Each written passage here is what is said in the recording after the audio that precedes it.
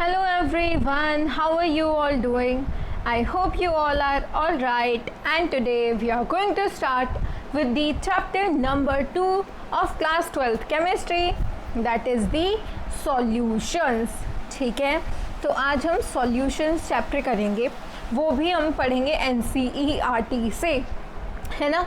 NCERT reading बहुत important होती है, तो हम NCERT के हर एक वर्ड बहुत अच्छे से समझेंगे, बहुत ध्यान से हमें हर एक चीज़ को समझना है, ठीक है। सॉल्यूशंस चैप्टर है, ठीक है, ये बहुत ही इजी और इंटरेस्टिंग चैप्टर है, okay. In normal life we rarely come across pure substances, okay. Now most of these are mixtures containing two or more pure substances. Okay, so class 9th में हमने फर्स्ट टाइम पढ़ा था ना कि भाई pure substances क्या होती हैं और मिक्सचर्स क्या होते हैं, राइट। जैसे हम कहते हैं कि ये प्योर घी है, क्या वो प्योर होता है? नो, साइंटिफिक टर्म्स में वो प्योर नहीं होता। प्योर मिल्क हमने अगर कहा तो क्या साइंटिफिक टर्म्स में वो प्योर है? कमेंट सेक्शन में ज़रूर बताना, ठीक है। सो प्योर और मिक्सचर में काफ़ी डिफरेंस होता है। हम अपनी नॉर्मल लाइफ में बहुत ही कम बार प्योर सब्सटेंसेस के मतलब हमें प्योर सब्सटेंसेस मिलती हैं, लेकिन मिक्सचर्स तो हमें बहुत बार हमें मिक्सचर्स मिलते हैं। से फॉर एग्जांपल अगर हमने वाटर में सॉल्ट डाल दिया, वो भी एक मिक्सचर बन गया, राइट। सो मतलब कि हम ज़्यादातर अपने सराउंडिंग में मिक्सचर्स से घिरे हुए हैं, नॉट फ्रॉम प्योर सब्सटेंसेस, ठीक है। सो प्योर अगर मैं बताऊं तो जैसे एक कॉपर का सिंगल एलिमेंट है वो प्योर है। सिंगल अगर हमने कंपाउंड कह दिया किसी भी सिंगल एक चीज़ का, लेट्स सपोज सिल्वर की अगर हम बात करें, ठीक है, गोल्ड, सिल्वर, ये सब क्या है, अगर ये अकेले हैं तो दे आर प्योर। किसी भी चीज़ को अगर हम वो अकेले अगर वो कोई एलिमेंट प्रेजेंट है, so that is a pure substance. Mixture में आ जाएगा जब दो या दो से ज़्यादा चीज़ें, हेट्रोजीनियस मिक्सचर हो सकता है, होमोजीनियस मिक्सचर हो सकता है, ओके। देयर यूटिलिटी और importance in life depends on their composition, very important. अब किसी चीज़ की यूटिलिटी, हम उस चीज़ का किस चीज़ में वर्क ले रहे हैं, ठीक है। जैसे मेरे पास टेबल है, तो टेबल का क्या काम है, ठीक है। वैसे तो हम यहाँ सॉल्यूशंस की बात कर रहे हैं, सो दैट्स अ सॉलिड, लेकिन फिर भी किसी भी चीज़ का सॉल्यूशन है, सो हम उस सॉल्यूशन को किस चीज़ के यूटिलाइज कर रहे हैं, किस तरीके से हम उसका काम उससे हम करवा रहे हैं, कर रहे हैं। सो उसकी यूटिलिटी या कितनी उसकी इम्पोर्टेंस है वो डिपेंड करती है कि उसकी कंपोजिशन कैसी है। फॉर एग्जाम्पल अब मैं ब्रास की प्रॉपर्टीज़ की बात करूँ, अब ये याद रखना है आपको, ब्रास क्या होता है, जर्मन सिल्वर क्या होता है, ब्रॉन्ज क्या होता है, ये पूरा आपको याद होना चाहिए। Brass is what, it is a mixture of copper and zinc. German silver is what, it is a mixture of copper, zinc plus nickel. Copper और जिंक तो है ही, प्लस साथ में क्या आ गया, निकल। और ब्रॉन्ज क्या है, mixture of copper and tin. तो ये तीनों याद रखना। क्वेश्चंस डायरेक्टली तो नहीं पूछते हैं ऑफकोर्स कि ब्रास किस चीज़ का मिक्सचर है, लेकिन आपसे पूछा जा सकता है किसी क्वेश्चन की फॉर्म में, जैसे ब्रास में आपको बता दिया है कि इस चीज़ की अमाउंट इतनी है, अब ये बताओ, इस तरीके से, ठीक है। सो कॉपर और जिंक का मिक्सचर क्या है, ब्रास है। अगेन रिवाइजिंग, जर्मन सिल्वर क्या है, कॉपर, जिंक और निकल का मिक्सचर। ब्रॉन्ज क्या होता है, कॉपर और टिन का मिक्सचर, ठीक है। समझ आया कि भाई हम अपनी लाइफ में नॉर्मल जो हम डेली लाइफ करते हैं, डेली लाइफ प्रोसेसेस होते हैं, तो वहाँ पर हमें प्योर सब्सटेंसेस कम देखने को मिलती है एज़ कम्पेयर टू मिक्सचर्स, ठीक है। अब उन मिक्सचर की भी हम किस तरीके से किसी चीज़ को यूटिलाइज कर रहे हैं, whether it is a pure substance और मिक्सचर, वो डिपेंड करता है कि उस चीज़ की कंपोजिशन कैसी है ना। एग्जाम्पल के तौर पे हमें यहाँ कुछ दे रखा है, जैसे ब्रास, जर्मन सिल्वर और ब्रॉन्ज। ब्रास क्या है, मिक्सचर है कॉपर और जिंक का। जर्मन सिल्वर मिक्सचर है कॉपर, जिंक और निकल का, जबकि ब्रॉन्ज एक मिक्सचर है कॉपर और टिन का, ठीक है। तो यहाँ पर हर एक की प्रॉपर्टीज़ डिफरेंट होती है, ये ध्यान रखना, ठीक है। ब्रास और ये देखो ध्यान से, ब्रास में कॉपर और जिंक, बल्कि जर्मन सिल्वर और ब्रास में दोनों ही कॉपर और जिंक कॉमन है, लेकिन जर्मन सिल्वर में एक निकल ऐड हो गया। देखो इस बात का ध्यान रखना जर्मन सिल्वर भले ही नाम है इसका, लेकिन यहाँ पर सिल्वर नहीं है, ठीक है। सो इन दोनों की प्रॉपर्टीज़ डिफरेंट हैं, इनफैक्ट तीनों की ही। अब मैं आपको एक बहुत इंपॉर्टेंट एग्जांपल बता देती हूँ जो कि इंटरेस्टिंग भी है। 1 parts per million fluoride ions अगर प्रेजेंट है वाटर में, वो टूथ डीके से प्रिवेंट करते हैं, दैट प्रिवेंट्स टूथ डीके। इसी जगह पर अगर मैं 1 पार्ट्स पर मिलियन का 1.5 पार्ट्स पर मिलियन कर दूँ ना, यानी कि 0.5 की अगर मैं 0.5 पार्ट्स पर मिलियन की अगर मैं कंसंट्रेशन इंक्रीज कर दूं फ्लोराइड आयंस की, then what will happen, you know 1.5 ppm में तो टूथ मॉटल्ड हो जाते हैं, ठीक है, स्पॉट्स काइंड ऑफ हो जाते हैं टूथ पे, ठीक है। और उससे भी ज़्यादा अगर हम फ्लोराइड आयन की कंसंट्रेशन देख लें, so that can be poisonous. For example sodium fluoride क्या है, रैट पॉइजन। समझ पा रहे हो, कंसंट्रेशन बहुत ज़्यादा डिपेंड करती है। Again revising, 1 parts per million में क्या होगा, टूथ डीके को प्रिवेंट करेगा। 1 में 0.5 ppm ऐड कर दिया, उन्हीं का फ्लोराइड आयंस की ही बात हो रही है यहाँ पर, तो क्या हो जाएगा वहाँ पर, टूथ मॉटल स्टेज में आ जाएंगे, स्पॉट्स काइंड ऑफ हो जाएंगे। और उससे भी ज़्यादा कंसंट्रेशन होगी फ्लोराइड आयंस की तो क्या होगा, पॉइजनस, रैट पॉइजन। क्या होता है, sodium fluoride is a rat poison. Now coming on to another important thing, that is the intravenous injections. Intravenous injections की अगर हम बात करें, so they are always dissolved in water, हमेशा ये वाटर में डिजॉल्व होते हैं, containing salts at a particular ionic concentration that matches with blood plasma concentration and so on. This is very important. Intravenous injections यानी कि ivy injections जो होते हैं वो हमेशा वाटर में डिजॉल्व होंगी, containing salt eight a particular ionic concentration, यानी कि इंट्रावीनस इंजेक्शंस हमेशा वाटर में तो डिजॉल्व होते ही हैं, प्लस उनमें सॉल्ट्स की कंसंट्रेशन एक पर्टिकुलर स्पेसिफिक हमेशा होती है। देखिए, अगर मैं इसी कंसंट्रेशन की अगर बात करूं, सो इस कंसंट्रेशन को अगर हम चेंज कर देंगे तो क्या होगा, है ना। क्वेश्चन तो ये भी है कि भाई इतनी पर्टिकुलर कंसंट्रेशन लेने की क्या ज़रूरत है, अगर कंसंट्रेशन थोड़ी चेंज हो जाएगी तो क्या होगा। So let me tell you here, चलिए समझते हैं। अगर यहाँ पर ये जो हमारी गिवन कंसंट्रेशन है, ठीक है, इसी केस की अगर मैं आपको बताऊँ इंट्रावीनस इंजेक्शंस की ही, तो यहाँ पर हमारी जो गिवन कंसंट्रेशन होगी, इन केस, अब 2 केसेस हो सकते हैं, वैसे तो 3 हैं कि भाई एक तो हमने सेम अमाउंट मतलब सेम एग्जैक्ट कंसंट्रेशन ली है, तो इस केस में तो कोई प्रॉब्लम ही नहीं है, तो ठीक है। लेकिन एक केस ऐसा भी तो हो सकता है कि सॉल्यूशन कैसा हो जाए, लेस कॉन्सेंट्रेटेड हो जाए, ठीक है। अगर सॉल्यूशन लेस कॉन्सेंट्रेटेड है तो क्या होगा, इस केस में होगा ये कि यहाँ पर अब कॉन्सेंट्रेटेड कम है, यानी कि यहाँ पर सॉल्यूट की अमाउंट क्या होगी, अमाउंट ऑफ सॉल्यूट क्या होगी, कम होगी। आपने 11th क्लास में ट्रांसपोर्ट एंड प्लांट्स में ये वाला कॉन्सेप्ट अच्छे से पढ़ा होगा, राइट। तो सॉल्यूट की अमाउंट कम होगी, ठीक है। सॉल्यूट की अमाउंट कम होगी तो यहाँ पर जो ऑस्मोटिक प्रेशर होगा, ऑस्मोटिक प्रेशर का क्या होगा, जब अब देखो ऑस्मोटिक प्रेशर का क्या होगा, ऑस्मोटिक प्रेशर लो हो जाएगा, है ना।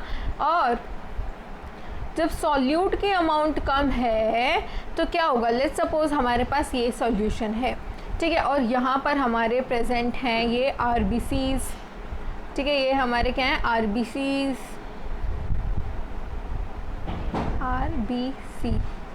ओके। सो अब अगर मेरे पास जो इंजेक्शन, अब वहाँ पर क्या है, सॉल्यूट की अमाउंट कम है, यानी कि वाटर कॉन्सेंट्रेशन क्या है, वाटर की कॉन्सेंट्रेशन ज़्यादा है, ठीक है। सो वाटर की कॉन्सेंट्रेशन ज़्यादा होगी तो क्या होगा, just a second, okay. Water की कॉन्सेंट्रेशन ज़्यादा होगी तो क्या होगा, बाहर से यहाँ पे जो सराउंडिंग में वाटर है वो बाहर से अंदर जाएगा आरबीसीज में, और इस वजह से क्या होगा, आरबीसीज स्वेल हो जाएंगे, ठीक है, आरबीसीज स्वेल हो जाएंगे, और स्वेल के साथ साथ swell and they will burst. That is why कि बहुत इम्पोर्टेंट है, ठीक है, तो क्लियर हुआ सभी को क्या प्रोसेस होता है यहाँ पर। अगर सॉल्यूशन लेस कंसंट्रेटेड होगा, ये क्या था केस 1, ठीक है। अगर सॉल्यूशन इन केस 1 यहाँ पर हमने क्या एज्यूम किया कि सॉल्यूशन क्या हो, लेस कंसंट्रेटेड हो। तो सॉल्यूशन के लेस कंसंट्रेटेड होने की वजह से देखिए क्या हो गया, सॉल्यूशन लेस कंसंट्रेटेड तो हुआ, साथ में लेस कंसंट्रेटेड कब होगा, जब सॉल्यूट की अमाउंट कम होगी। थोड़ा डिटेल में समझे इस कॉन्सेप्ट को। देखिए यहाँ पर हमारे पास ये ले रहे हैं हम बीकर ए और ये ले रहे हैं हम बीकर बी, ठीक है। बीकर बी के केस में वाटर की अमाउंट जो है, मतलब लेट सपोज वाटर की अमाउंट दोनों ही केस में इक्वल है। लेट सपोज यहाँ पर भी 1 लीटर वाटर प्रेजेंट है और यहाँ पर भी 1 लीटर वाटर प्रेजेंट है, ठीक है। सो हमने एज्यूम कर लिया, ओके। नाउ लेट सपोज कि ये हमारे just a second, now let suppose ये जो मैं रेड कलर से बना रही हूँ ये हो गए हमारे सॉल्यूट पार्टिकल्स, ठीक है। ये क्या है, हमारे सॉल्यूट पार्टिकल्स, ठीक है। तो अब आप ध्यान से देखो केस ए में और केस बी में किस में ज़्यादा सॉल्यूट पार्टिकल्स हैं, ठीक है। सेम अमाउंट ऑफ वाटर है, ध्यान रखना। सो केस ए में ऑफ कोर्स सी बात है कि भाई केस ए में हमें क्या है, सॉरी केस बी में हमें ज़्यादा अमाउंट ऑफ सॉल्यूट पार्टिकल्स दिख रहे हैं, ठीक है। These red dots are representing solute particles, okay.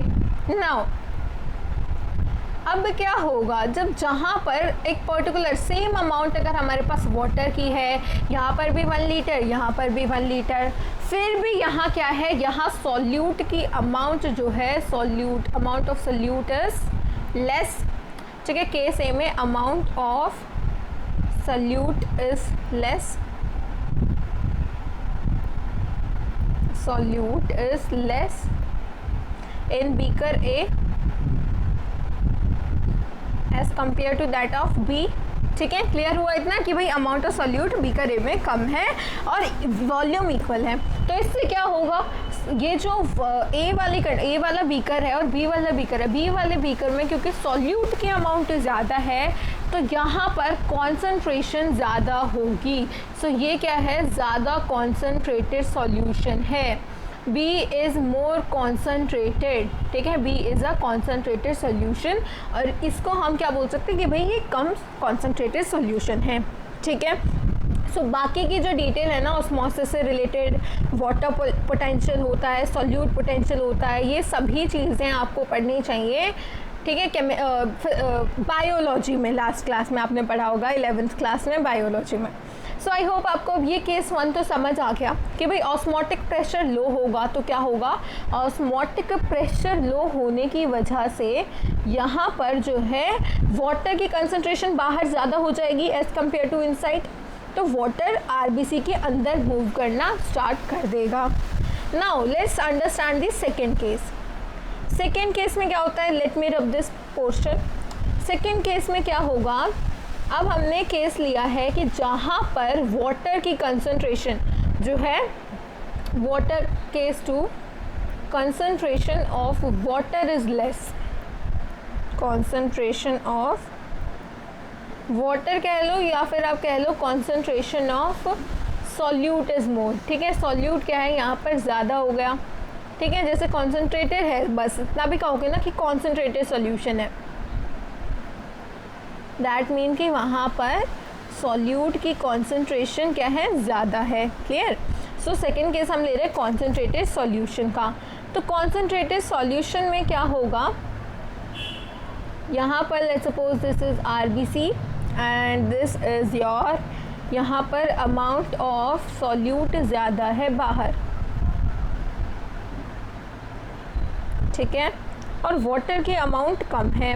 तो क्या होगा, ऑफ कोर्स सी बात है, अगर बाहर वाटर कम होगा, ठीक है, और क्या होगा, सॉल्यूट ज़्यादा होगा, बाहर वाटर कम और सॉल्यूट ज़्यादा है, तो आरबीसी के अंदर एज़ कम्पेयर टू बाहर वाटर और सॉल्यूट की अमाउंट क्या होगी, वाटर ज़्यादा और सॉल्यूट कम, ऐसा ही कुछ होगा। क्लियर है। सो मूवमेंट कैसे होती है वाटर की, from its higher concentration to its lower concentration. So water will move from the RBC to outside, यानी कि इस केस में आरबीसी विल श्रिंक। क्लियर हुआ? इस केस में क्या होगा? RBC will shrink. ओके, सभी को क्लियर हो गए? सेकेंड केस और फर्स्ट केस। ओके, यहाँ पर स्वेल एंड बर्स्ट, और इस केस में क्या हुआ? आरबीसी श्रिंक हो गए। नाउ इस यूनिट में बेसिकली हम क्या पढ़ेंगे? ज़्यादातर हम लिक्विड सॉल्यूशंस के बारे में ही डिस्कस करेंगे, उनकी प्रॉपर्टीज़ अंडरस्टैंड करेंगे, जैसे वेपर, प्रेशर, कॉलिगेटिव प्रॉपर्टी। ठीक है, और सबसे पहले हम टाइप ऑफ सॉल्यूशन के साथ स्टार्ट करेंगे अपना कॉन्सेप्ट। ओके, सो सॉल्यूशन के टाइप्स क्या क्या हैं? पहले ये समझ लेते हैं सॉल्यूशन होता क्या है। So solution is what? Solutions are homogeneous mixtures of two or more than two components. अब सिंगल अगर कोई चीज़, अगर सिंपल वाटर प्रेजेंट है, ठीक है, सो वाटर प्रेजेंट है तो इसको क्या मैं सॉल्यूशन कहूँगी? No, it is not known as solution, it is not called as solution. लेकिन यहीं पर वाटर में अगर लेट्स सपोज मैंने ऐड कर दी शुगर, ठीक है, शुगर ऐड कर दी, तो अब क्या हो गया? Water plus sugar. So water plus sugar क्या बन गया? एक सॉल्यूशन। यानी कि सॉल्यूशन में कम से कम दो कंपोनेंट्स होने चाहिए, या दो से ज़्यादा होंगे तो भी उसको सॉल्यूशन ही कहेंगे। लेकिन कंडीशन ये है कि वो मिक्सचर होमोजीनियस होना चाहिए। होमोजीनियस का मतलब कि उसकी क्या हो? यूनिफॉर्म कॉम्पोजिशन हो थ्रू आउट दी मिक्सचर।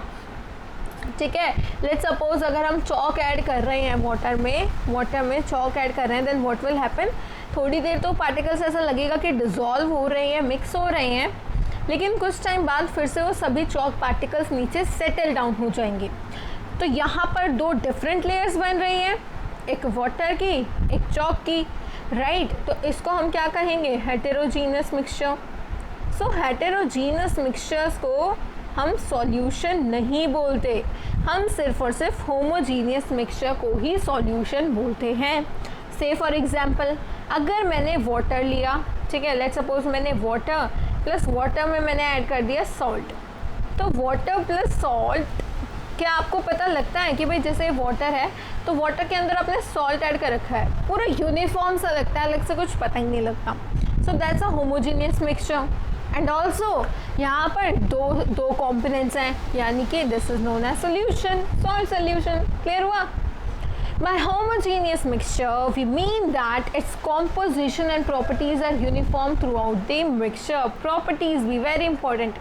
जैसे वहीं पर water, चॉक वाला पाउडर, ठीक है, तो चॉक नीचे सेटल हो जाएगी, ऊपर की जो कंपोजिशन होगी ना और नीचे की कंपोजिशन होगी, इन दोनों में डिफरेंस होगा। इसी केस में अगर मैं सॉल्ट सोल्यूशन की बात करूँ तो सॉल्ट सोल्यूशन में आप जो है यहाँ से पानी उठा के देखो या यहाँ से, वो पूरा इक्वल होगा। ठीक है, सो यही केस है कि भाई उनकी प्रॉपर्टी, क्लियर हो रहा है, उनकी कंपोजिशन और उनकी प्रॉपर्टीज़ भी यूनिफॉर्म रहनी चाहिए through out the mixture. Generally in components में जो हम दो या दो से ज़्यादा जो कंपोनेंट्स ले रहे हैं वहाँ पर जो लार्जेस्ट क्वांटिटी में प्रेजेंट होगा, let's suppose again the same example water and salt. So इसमें क्या हम सॉल्ट को ज़्यादा ऐड करते हैं या वाटर को ज़्यादा ऐड करते हैं? तो ऑफकोर्स की बात है हम वाटर ज़्यादा ऐड करते हैं। सो वाटर को हम बोलेंगे सॉल्वेंट और सॉल्ट को हम क्या बोलेंगे? सॉल्यूट। ठीक है, जो कम अमाउंट में प्रेजेंट है दैट इज सॉल्यूट, ज़्यादा अमाउंट में सॉल्वेंट। क्लियर हुआ?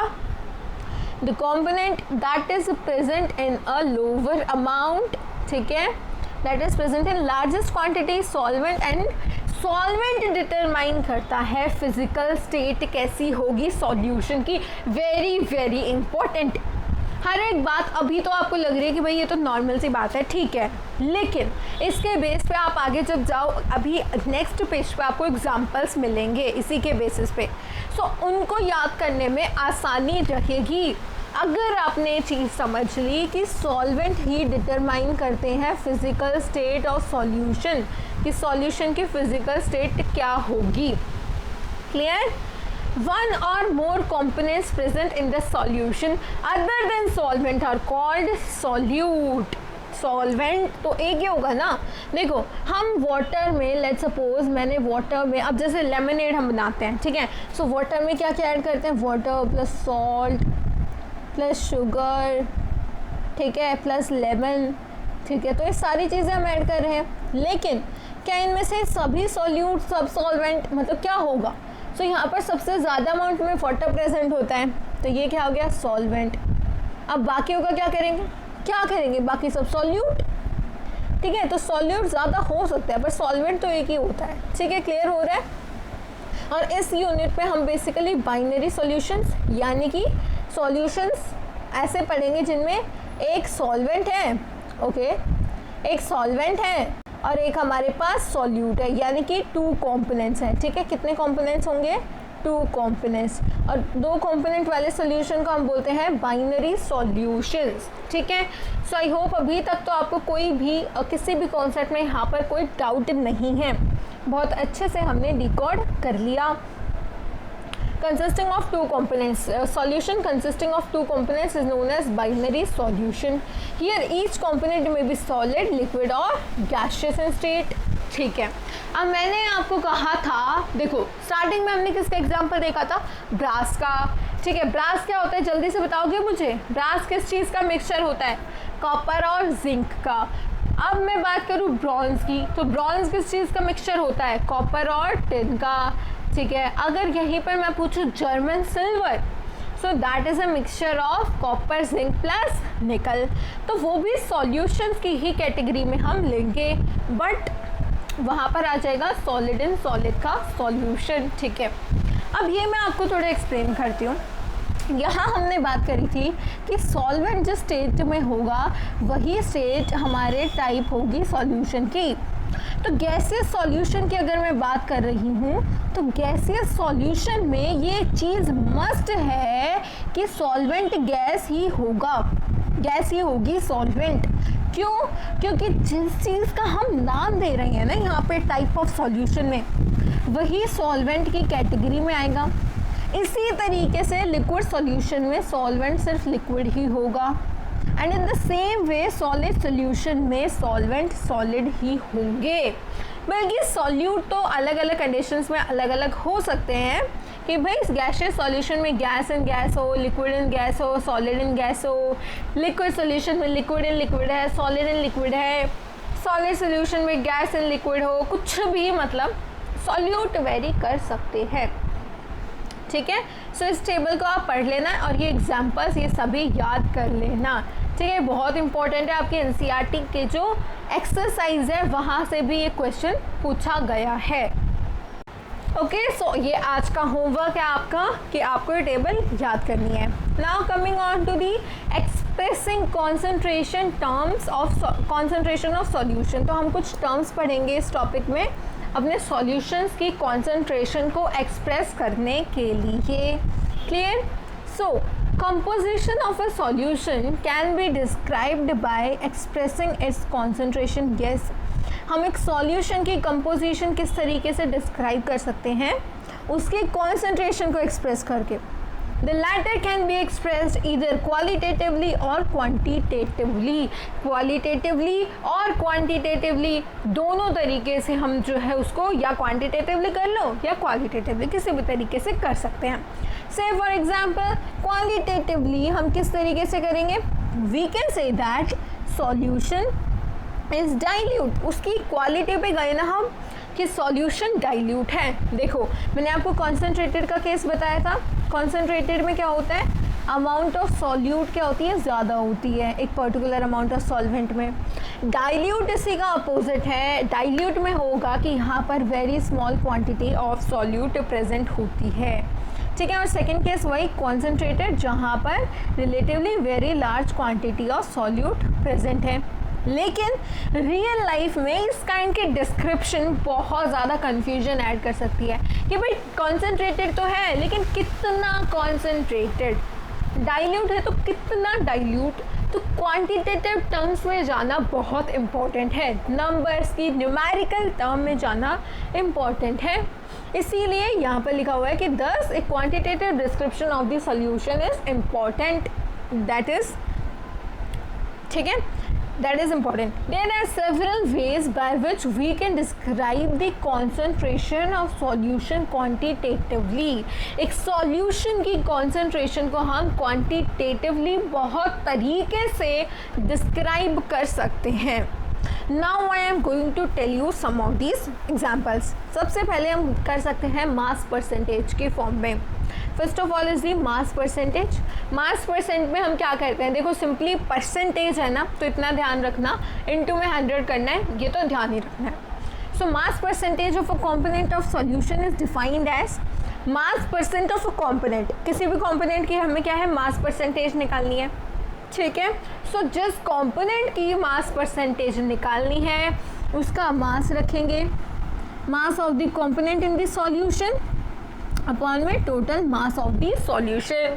जिस कंपोनेंट की मास परसेंटेज निकालनी है, अगेन आई एम रिपीटिंग, जिस कंपोनेंट की मास परसेंटेज निकालनी है उसका मास ऊपर रखेंगे, अपॉन में पूरे सॉल्यूशन का जो कंपोनेंट, सभी कंपोनेंट्स का मिक्स करके पूरे सॉल्यूशन का जो मास है उसको डिनोमिनेटर में रखेंगे, इनटू में 100. That will give us what, mass percentage.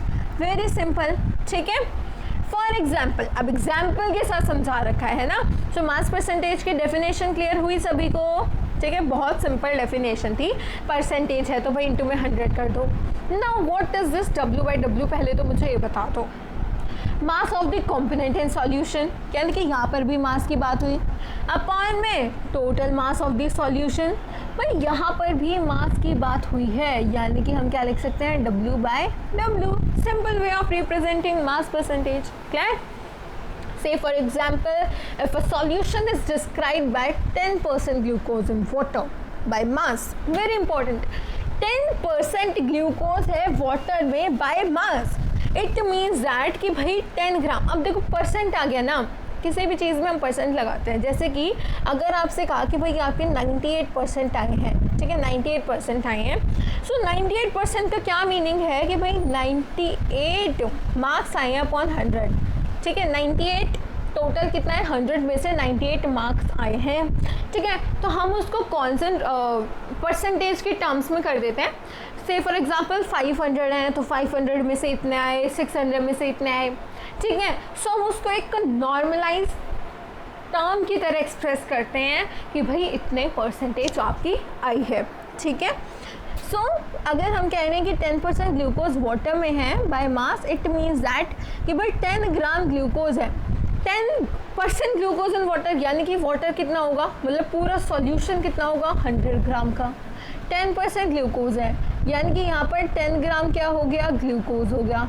तो बचा कितना, वाटर, 90 ग्राम. क्लियर हो रहा है जो मैं बता रही हूँ आपको, 90 ग्राम ग्लूकोज वाटर बचा. That means कि 10 gram of glucose is dissolved in 90 gram of water, resulting in 100 gram of solution. Concentration described by mass percentage is commonly used in industrial chemical applications. तो ये भी आपसे पूछा जा सकता है कि भाई W/W वाली concentration को हम कहाँ, किस चीज़ में यूज़ करते हैं. ठीक है, सो इंडस्ट्रियल केमिकल एप्लीकेशंस में यूज़ किया जाता है. For example, commercial bleaching solutions containing 3.62 mass percent of sodium hypochlorite in water. तो ये आपको ध्यान रखना है, याद रखना है कि कमर्शियल जो ब्लीचिंग सॉल्यूशन होते हैं वो क्या कंटेन करते हैं, 3.62 मास percentage of sodium hypochlorite in water. Clear? Okay, so I hope आपको W/W यानी कि मास परसेंटेज पूरा क्लियर हो गया. एंड गाइस, क्वेश्चंस मैं आपको इस लेक्चर में नहीं कराने वाली हूँ. एक बहुत इंपॉर्टेंट अनाउंसमेंट मैं कर देती हूँ. आपके लिए DPP सॉल्यूशंस, डेली DPP की वीडियोस आ रही हैं, daily practice problems from this chapter solutions. ठीक है, सो इस क्लास की जो है मैं आपके लिए डाल दूँगी. फर्स्ट पार्ट तो मैंने डाल रखा है, सेकेंड पार्ट भी अपलोड हो जाएगा आज. सो बहुत इम्पॉर्टेंट है कि आप साथ साथ डेली प्रैक्टिस प्रॉब्लम्स भी करते रहो. ठीक है, क्योंकि हम NCERT से रीडिंग करेंगे, NCERT के हर एक पॉइंट को समझेंगे और साथ में NCERT के क्वेश्चंस तो सॉल्व करेंगे ही, प्लस हम अलग से क्वेश्चंस भी सॉल्व करने वाले हैं. सो बहुत अच्छे से जो आपके कॉन्सेप्ट्स क्लियर हो जाएंगे। Okay, now coming on to the volume percentage, इसको हम एक्सप्रेस करते हैं V बाई V में। क्यों? यहाँ पर भी जैसे मास परसेंटेज में हमने क्या किया था, मास ऑफ द कंपोनेंट जिसकी हमें मास परसेंटेज निकालनी है अपॉन में सॉल्यूशन का टोटल मास, और परसेंटेज निकालनी है तो इनटू में 100। इसी तरीके से वॉल्यूम ऑफ द कंपोनेंट, ठीक है, अपॉन में total volume of the solution into में 100 is the volume percentage of a component. यहीं पे भी वही एग्जांपल है, सिर्फ डिफरेंस इतना रहेगा कि वहाँ 10% ग्लूकोज था, ठीक है, तो वहाँ 10 ग्राम हमने कह दिया था, तो यहाँ पर हम 10 मिलीलीटर कहेंगे, ठीक है। सो 10% ethanol solution in water means that 10 milliliter of ethanol is dissolved in water such that the volume of the solution is 100 milliliter। Percentage है तो टोटल वॉल्यूम का ध्यान रखना क्या होगी, 100 मिलीलीटर, लीटर, ग्राम, किलोग्राम, जिस भी यूनिट में आपको एक्सप्रेस करनी है। और 10% आ गया, और किस चीज़ की यहाँ पर हमें बता रखी है, इथेनॉल सॉल्यूशन, यानी कि सॉल्यूट, यानी कि इथेनॉल की, यानी कि 10 milliliter of ethanol is present in 90 milliliter of the water, ठीक है। Solutions containing liquids are commonly expressed in this unit. For example, a 35% V by V solution of ethylene glycol, ethylene glycol क्या है, antifreeze, is used in cars for cooling the engine. Antifreeze क्या करते हैं, basically water का freezing point decrease कर देती हैं antifreeze substances. At this concentration the antifreeze lowers the freezing point of water to 255.4 kelvin, यानी कि -17.6 degree Celsius. 0 degree Celsius से -17.6 डिग्री सेल्सियस तक डिक्रीज हो जाता है। क्लियर सभी को? Okay, so I hope volume by volume percentage भी सबको क्लियर हो गई। Now coming on to the third part, that is the mass by volume percentage. Mass by volume percentage में क्या होगा, mass by volume percentage another unit है। यहाँ पर क्या करते हैं, मेडिसिन्स और फार्मेसी में यूनिट यूज़ की जाती है, ठीक है। यहाँ पर मास बाय वॉल्यूम परसेंटेज का मतलब क्या है कि हमें जिस कंपोनेंट की मास बाय वॉल्यूम परसेंटेज निकालनी है उसको ऊपर रखेंगे मास, अपॉन में टोटल वॉल्यूम नीचे रख देंगे इनटू में 100। वही रूल फॉलो हो रहा है, जो चीज़ ऊपर रखी है ना वो हमें उस सॉल्यूट का, मान लो कि मेरे पास 2 कंपोनेंट्स हैं, component A and component B, ठीक है। अब ये मुझे इसी में लेट्स सपोज इसकी मास, लेट्स सपोज उसका मास क्या है, जितना भी है, लेट्स सपोज 4 ग्राम, और बी का है 6 ग्राम। इसकी जो है वॉल्यूम है लेट्स सपोज 40 मिलीलीटर और बी की है 60 मिलीलीटर। तो हमें अगर वॉल्यूम परसेंटेज निकालनी है, ठीक है, वॉल्यूम परसेंटेज कैसे निकालेंगे, वॉल्यूम परसेंटेज होता है volume of the component. Let's suppose volume percentage हमें निकालनी है ऑफ ए, ठीक है। क्या होगा, volume of component A that is 40 millilitre upon में total that is 60 + 40 equals to 100 into में 100। सो ये क्या हो जाएगा, 40%, ठीक है। इसी तरीके से अगर मुझे मास परसेंटेज निकालनी है बी की, सो बी की मास परसेंटेज क्या होगी, 6 ग्राम अपॉन में टोटल मास कितना है, 4 ग्राम + 6 ग्राम 10 ग्राम्स इंटू में 100, दैट मीन कितना आ गया, 60%। मास बाय वॉल्यूम अगर मुझे निकालनी है तो मास बाय वॉल्यूम में हम क्या करेंगे, अगर बी की निकालनी है तो ऊपर तो मास ही रखेंगे बी का, इंटू में 100 ही करेंगे, लेकिन नीचे हम क्या करेंगे, नीचे करेंगे total volume of the solution, ठीक है, mass by volume of B. Total volume कितनी है, 60 milliliter + 40 milliliter, that mean 100 milliliter. तो 100 से 100 cancel and this will be 6% mass by volume. Clear हुआ सभी को? सो इस तरीके से आप इन क्वेश्चंस को सॉल्व कर सकते हो। ऑल्सो जो बीच में आपके एग्जाम्पल्स आएंगे, कुछ 2-3 एग्जाम्पल्स आएंगे बीच में इन कॉन्सेंट्रेशन टर्म्स के, सो उन एग्जाम्पल्स को हम डेली प्रैक्टिस प्रॉब्लम्स में ही सॉल्व करेंगे। सो दैट इज़ इम्पॉर्टेंट कि भाई आप डेली प्रैक्टिस प्रॉब्लम्स को भी अटेंड करो, प्लस उन एग्जाम्पल्स को भी अटेंड करो। ओके सो हम कम से कम 30 to 40 और 50 प्रैक्टिस कर लेंगे एक्स्ट्रा क्वेश्चंस प्लस NCERT के क्वेश्चंस, ठीक है, in text question and exercise question सब कुछ कवर होगा with examples. Now coming on to parts per million. सो जो भी एक सॉल्यूट बहुत ही कम अमाउंट में, कम क्वांटिटी में प्रेजेंट होता है एक सॉल्यूशन में, बहुत ही ट्रेस क्वांटिटीज़ में प्रेजेंट है, सो उसको हम पार्ट्स पर मिलियन की टर्म्स में जो है एक्सप्रेस करते हैं उसकी कॉन्सेंट्रेशन। से फॉर एग्जांपल किसी भी कंपोनेंट के अगर मैंने नंबर ऑफ पार्ट्स लिख लिए, number of parts of the component upon में उसके टोटल नंबर ऑफ पार्ट्स सभी कंपोनेंट्स के मिला के इनटू में 10 की पावर 6 करना है, just as simple as that. As in the case of percentage, concentration in parts per million can also be expressed as mass to mass, volume to volume and mass to volume, ठीक है। सो इस तरीके से भी हम इसको represent कर सकते हैं। A liter of sea water, अब आपको एक एग्जांपल दे रखा है कि 1 लीटर सी वाटर में, 1 लीटर सी वाटर का वजन कितना हुआ 1030 ग्राम, 1030 ग्राम्स, ठीक है। contains about 6 into 10 की power -3 gram of dissolved oxygen. कितनी डिजॉल्व्ड ऑक्सीजन होती है 6 into 10 to the power -3 grams of dissolved oxygen. Such a small concentration is also expressed as 5.8 ग्राम पर 10 की पावर 6 ग्राम, यानी कि 5.8 ppm सी वाटर में जो है डिजॉल्व्ड ऑक्सीजन प्रेजेंट है। समझ रहे हो, हमने क्या किया कि पहले तो हमने देख लिया कि 1 लीटर में कितनी प्रेजेंट होती है 1030 ग्राम्स होते हैं एंड 6 into 10 की power -3 gram of dissolved oxygen present होती है। फिर उसको हमने पार्ट्स पर मिलियन की टर्म्स में कन्वर्ट कर लिया। This concentration the concentration of pollutants in water or atmosphere is often expressed in terms of new gram per milliliter of or parts per million ppm। Okay, so I hope parts per million का concept भी आपको clear हो गया, ठीक है। Now coming on to mole fraction which is very important. Mole fraction में क्या होता है, हम जिस चीज़ के मोल फ्रैक्शन निकालनी है, लेट्स सपोज हमारे पास सॉल्यूशन है, बाइनरी मिक्सचर है जिसमें 2 कंपोनेंट्स होंगे, ठीक है। अब हमने 2 कंपोनेंट्स लिए A एंड B, जिसमें से कि A के मोल्स मान लिए Na और B के मान लिए Nb। अगर मुझे, अब देखो मोल फ्रैक्शन को इस तरीके से डिनोट करते हैं x से, ठीक है।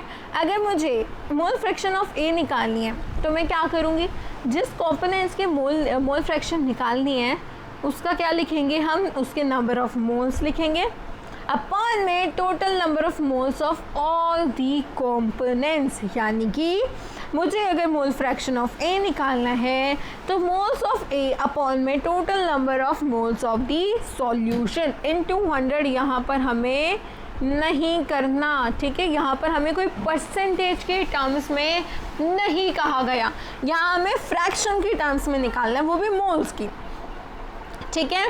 सो यहाँ पर for a solution containing I number of components, उसमें क्या हो जाएगा xi equals to ni upon n1 n2 n3 जितना भी है, मतलब टोटल अगर 10 कंपोनेंट हैं जिसमें से मान लो b का निकालना है तो nb अपॉन में na plus nb plus nc, इस तरीके से आप करते जाओगे। अब ये बहुत इंपॉर्टेंट पॉइंट आ रहा है यहाँ पर कि हमारे पास अगर मान लो 2 कंपोनेंट्स हैं, सो 2 कंपोनेंट्स में से लेट्स सपोज A और B आ गया, तो अगर A की मोल फ्रैक्शन हमारे पास 0.6 आई ना, तो डेफिनेट है कि B की 0.4 आएगी, ठीक है, considering it to be a binary solution. यानी कि मोल फ्रैक्शंस का टोटल सम क्या होगा, यूनिटी 1, ठीक है। Mole fraction unit is very useful in relating some physical properties of solutions, say vapor pressure with the concentration of the solution, and quite useful in describing the calculations involving gas mixture। तो यही part आपको जब हम इसकी applications देखेंगे ना mole fraction को, जब हम अभी चैप्टर में आगे डिस्कस करेंगे तब आपको क्लियर हो जाएगा, ठीक है। Now coming on to the molarity and then the molality. Okay, so molarity के क्वेश्चंस भी मैंने आपको DPP 1 में दिए हैं। Okay, so So molarity is defined as number of moles of solute dissolved in 1 liter or 1 cubic decimeter of a solution. यानी कि 1 liter is equals to 1 cubic decimeter. ठीक है, ये याद रखना है आपको. 1 liter is equals to 1 cubic decimeter. Decimeter लिखेंगे और उसके ऊपर क्यूब लगा देंगे.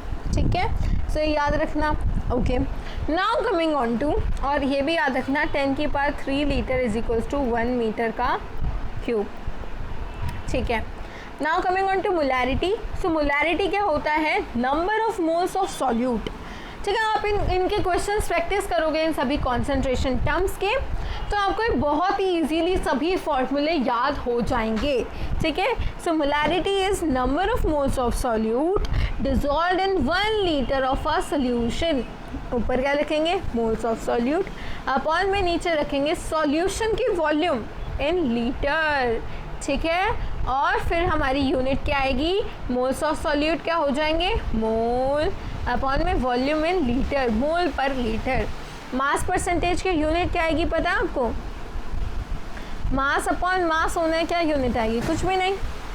ठीक है, अगर हम किसी चीज़ की फ्रैक्शन की बात करें तो यूनिट क्या होगी? That is a unitless quantity. For example 0.25 मोल पर लीटर. इसका क्या मतलब है? अगर हम कह रहे हैं 0.25 मोल पर लीटर, और हम मोल पर लीटर को किस टर्म में कह सकते हैं? मोलर. ठीक है, एम से रिप्रेजेंट कर सकते हैं एसआई यूनिट को. Okay, so 0.25 molar solution of NaOH means that 0.25 moles of NaOH has been dissolved in 1 liter or 1 cubic decimeter. अगर हम कह रहे हैं 0.25 मोलर, यानी कि इसका मतलब क्या हुआ? 0.25 ऊपर क्या रखते हैं? Moles of solute, moles of sodium hydroxide. Upon में नीचे रखेंगे volume in litre, 1 litre of solution. ठीक है, now coming on to molality. Molality में क्या होता है? Molality is defined as the number of moles of the solute per kilogram of the solvent. Very important. अभी तक हम बेसिकली मोस्टली सारी चीज़ें सॉल्यूशंस की टर्म में पढ़ रहे थे. पूरे सॉल्यूशन, यानी कि ऊपर तो हम रखते थे सॉल्यूट की, वो सॉल्यूट की अमाउंट, मास है, वॉल्यूम है, मोल्स हैं, और नीचे हम रखते थे वॉल्यूम या फिर मास और एनीथिंग ऑफ सॉल्यूशन. लेकिन ध्यान रखना मोलैलिटी, लास्ट में हमने पढ़ा था molarity. It is molality. So molality में क्या होगा? It is defined as the number of moles of the solute per kilogram of the solvent. ठीक है, सो मोलैरिटी और मोलैलिटी पे ये दोनों टॉपिक्स इम्पॉर्टेंट हैं. इन पे आपको एक वीडियो, दोनों पे अलग अलग वीडियो आपको मिल जाएगी क्वेश्चंस की. ठीक है, सो आप उनको प्रैक्टिस कर सकते हो. They are very very important. ठीक है, फॉर एग्जाम्पल 1 मोल पर केजी. अब जैसे हम मोल्स पर लीटर को किस तरीके से रिप्रेजेंट करते हैं? कैपिटल एम से. तो यहाँ पर हम कैसे करेंगे? मोल्स पर ये क्या होगा? केजी. सो मोल्स पर केजी को हम क्या बोलते हैं? Small M. दैट मीन्स 1, अगर हम कहें 1 मोल पर केजी और 1 m solution of KCl means that 1 mole of KCl is dissolved in 1 kilogram of water. Each method of expressing concentration of solution has its own merits and demerits, है ना? Mass percentage, ppm, mole fraction and molality are independent of temperature. Very important. देखो, जहाँ पर हमने volume की बात कर ली तो वो क्या हो जाएगा? डिपेंड हो जाएगा टेम्परेचर पे. That will depend on temperature, क्योंकि वॉल्यूम जो है वो टेम्परेचर पे डिपेंड करती है. और ये मुझे आप बताना किस तरीके से डिपेंड करती है. यानी कि अगर हम टेम्परेचर इंक्रीज़ करेंगे तो वॉल्यूम डिक्रीज़ होगी या इंक्रीज़ होगी, ये मुझे आप बताएंगे कमेंट सेक्शन में. ठीक है, सो अब इनकी बात करें. मास परसेंटेज में वॉल्यूम की कोई टर्म नहीं आती, ppm में भी नहीं आती, मोल फ्रैक्शन और मोलालिटी में भी नहीं आती. So they are temperature independent quantity. यहीं पर मोलालिटी कि अगर मैं बात करूँ so it is a function of temperature because volume depends on temperature and the mass does not. Clear हुआ सभी को? सो ये जो एग्जाम्पल्स हैं, एग्जाम्पल 2.1, 2.2 एंड 2.3, ये आप खुद ज़रूर ट्राई करना, ठीक है? बाकी आपको वीडियो मिल जाएगी इसके ऊपर भी। So this was the part 1 of chapter solutions. मिलते हैं नेक्स्ट पार्ट में, तब तक के लिए ओके बाय, कीप रिवाइजिंग।